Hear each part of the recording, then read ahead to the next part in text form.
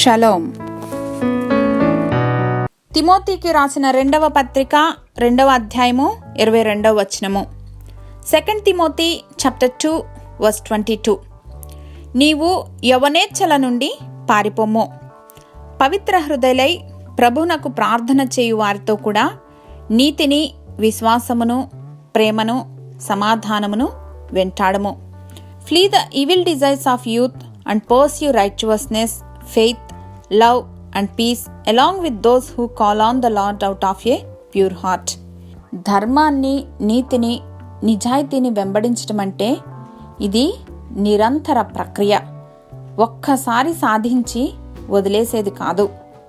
ఇది తండ్రి పట్ల విశ్వాసము, మనతోటి వారి పట్ల ప్రేమ, విశ్వసనీయత, దేవుని పట్ల చిత్తశుద్ధి, విశ్వాసపు లోతులను, ఇంకా దేవాది దేవుని యొక్క వాక్యం పట్ల మనకున్న అచంచలమైన విశ్వాసమును, నమ్మకమును ప్రతిబింబిస్తూ ఉంటుంది. మన వ్యక్తిత్వం ద్వారా క్రీస్తు యొక్క ప్రేమ ఇతరులకు వెల్లడిపరచబడుతుంది.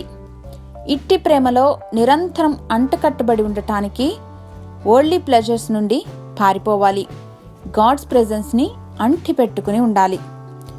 దేవుని హృదయానుసారులుగా ఉండటం అంటే దేవుని పట్ల లోతైన ప్రేమ, విశ్వాసము మరియు ఇతరుల, మన తోటి వారి యొక్క అవసరతలను గమనించటం అంతే. దేవుడు తన స్వరూపమందు తన పోలిక చొప్పున మనల్ని సృజించినప్పుడు ఏ రీతిగా తన పిల్లలమైన మనం జీవించాలని ఆశించారో ఆ రీతిగా జీవించటానికి ఆశ కలిగి జీవిద్దాం. ఈ విధమైనటువంటి ఆశ కలిగిన ప్రతి ఒక్కరి ఆశను ఆయన తృప్తిపరచునుగాక.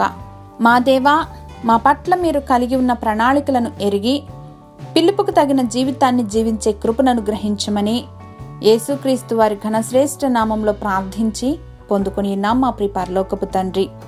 ఆమెన్.